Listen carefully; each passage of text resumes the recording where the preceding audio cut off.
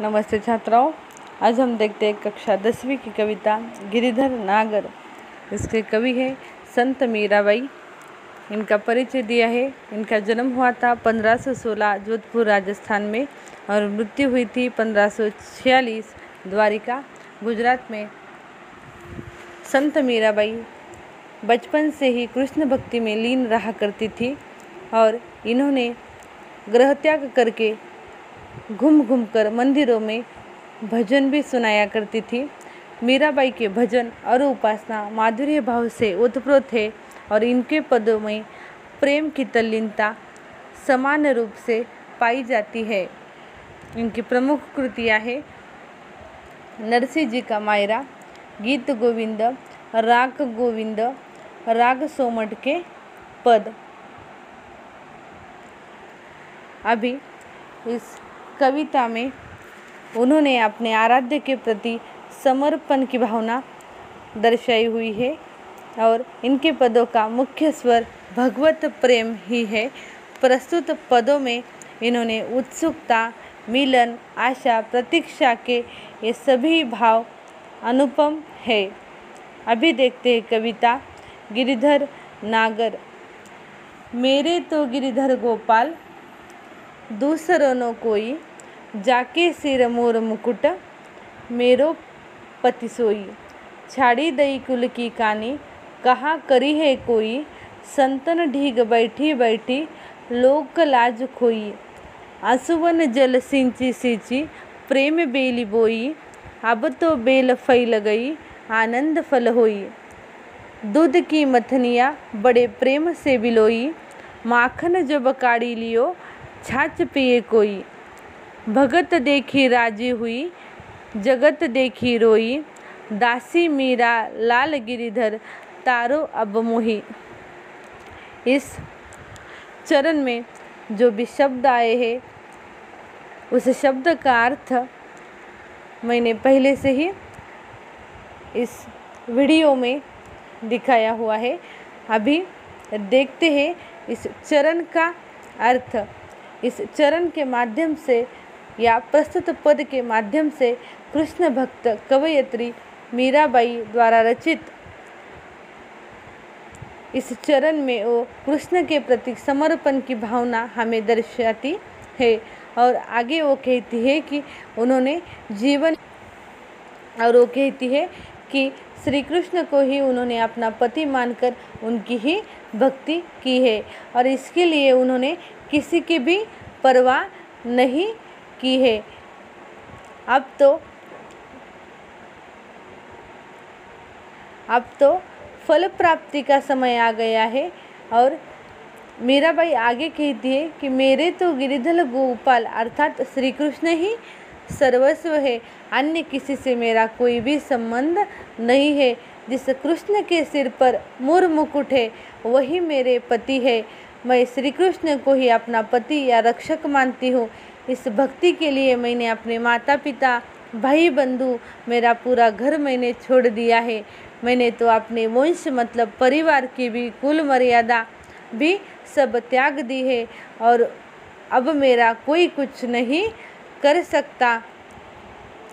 अर्थात मुझे अभी मतलब संत मीराबाई को अभी किसी की भी चिंता नहीं है। मैंने तो लोक लज्जा भी खोकर संतों के निकट मतलब संतों के पास जाकर या संतों के बीच में जाकर मैंने अभी बैठना भी स्वीकार कर लिया है और साधु संतों के पास बैठने में अभी मुझे यदि लोक लज्जा भी जो आती है तो मैं अभी सभी भले ही सब भूल जाती हूँ। मुझे अभी कोई अंतर नहीं पड़ता है। मैंने तो अपने आंसू रूपी जल से प्रभु प्रेम रूपी बेल मतलब संत मीराबाई अपने प्रभु भक्ति को जो उनके प्रति भगवान के प्रति उनकी जो भक्ति है उसे वो कहती है कि एक बेल या वृक्ष के समान है और इस वृक्ष को या इस बेल को मैंने अपने आंसुओं से सींचा है और अभी ये जो वृक्ष है या जो ये बेल है अभी ये क्या करने लगी है, फलने फूलने लगी है और इसमें ही मुझे आनंद आ रहा है। कवयित्री आगे कहती है कि जैसे दूध की मथनिया मतलब दूध को मथकर दही या मक्खन निकाला जाता है वैसे ही कवयित्री कहना चाहती है कि ये जीवन रूपी जो दूध है वो मैंने प्रभु प्यार से मथने की क्रिया भी हो रही है और ये बड़े प्रेम से मैंने मता है। और इसमें दही को मत कर मैंने घी मतलब जीवन का सारा भी निकाल लिया है। और जैसे कि छाछ कोई और पी जाता है वैसे ही मैंने अभी मेरे जीवन में जो भी विकार थे वो अभी मैंने सबका त्याग किया है। अभी सर्व तत्व मैंने छोड़ दिए हैं। और वो आगे कहती है कि अभी मैं सिर्फ लोगों का दुख सुख देखकर मैं खुश होती हूँ। और यदि संसार के लोगों को रोता हुआ या दुखी देखती हूँ तो मुझे भी रोना आता है। और संत मीराबाई अपने प्रभु से प्रार्थना है कि करती है कि मैं तो आपकी दासी हूँ, आप मुझे इस भवसागर से पार करिए। आगे दूसरे चरण में कहती है, हरि बिन कुन गति मेरी, तुम मेरे प्रतिपाल, कहिए मैं रावरी चेरी, आदि अंत निज नाव तेरो, ही माए फेरी, बेर बेर पुकार कहूँ प्रभु आरती है तेरी, यो संसार बिकार सागर बीच में घेरी, नाव फाटी प्रभु पाल बांधो, बुड़त है बेरी, बिरहन पियो की बाट जोवे, राख लियो नेरी, दासी मीरा राम रटत है, मैं शरण हूँ तेरी।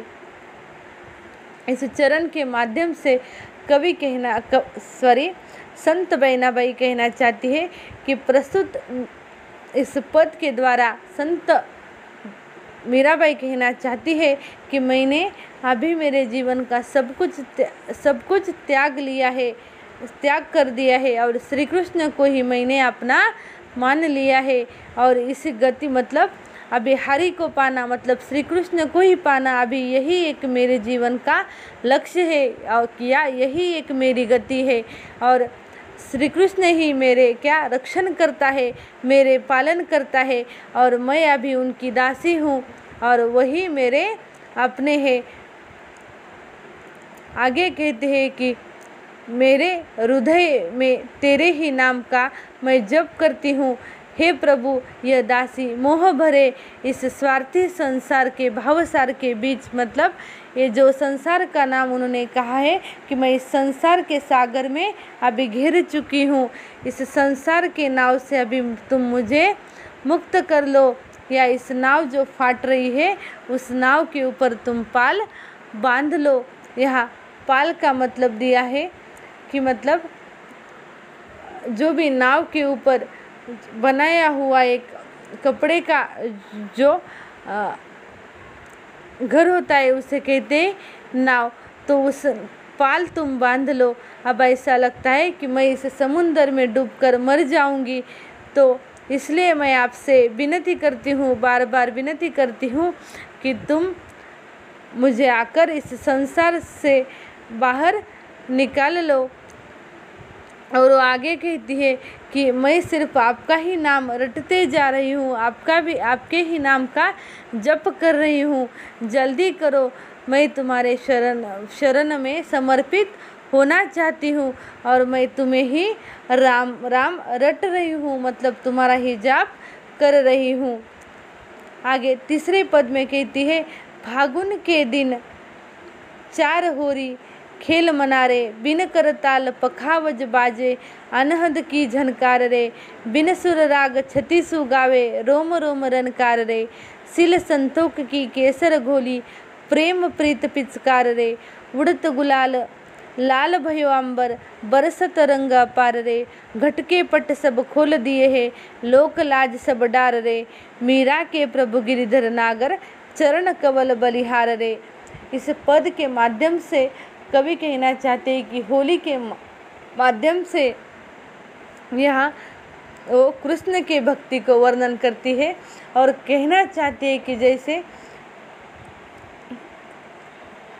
मतलब कहना चाहती है कि होली खेलने के रूप में वो करारते हुए कहती है कि फाल्गुन मास में होली खेलने का समय सिर्फ 4 दिन का मतलब बड़े ही कम समय का होता है, लेकिन मैं मन के साथ मैं मन भर के होली तुम्हारे साथ खेलना चाहती हूँ, यही मेरी जीवन की आस्था है। इसलिए भगवान श्री कृष्ण से पूर्ण रूप से प्रेम कर ले। वे कहती है कि जिस प्रकार से होली के उत्सव पर नाच और आदि का आयोजन होता है, उसी प्रकार ध्यानावस्था में मुझे ऐसा ही प्रतीत होता है कि करताल, पखावज आदि बाजे बाजे बज रहे हैं और मैं इस स्वर का आनंद लेती हूँ और इस प्रकार में मेरा रोम रोम भगवान कृष्ण के भक्ति में डूबा रहता है। आगे वे कहती है कि मैंने प्रिय से होली खेलने के लिए शील और संतोष रूपी केशर का रंग घोला है और मेरा कृष्ण प्रेम ही होली खेलने की क्या है, पिचकारी है, जिसके द्वारा फेंके हुए रंग से और उड़ती हुई गुलाल से सारा आकाश या सारा अंबर लाल हो गया है। अर्थात मेरे पूर्ण हृदय में अभी सिर्फ आपके ही लिए प्रेम भर गया है।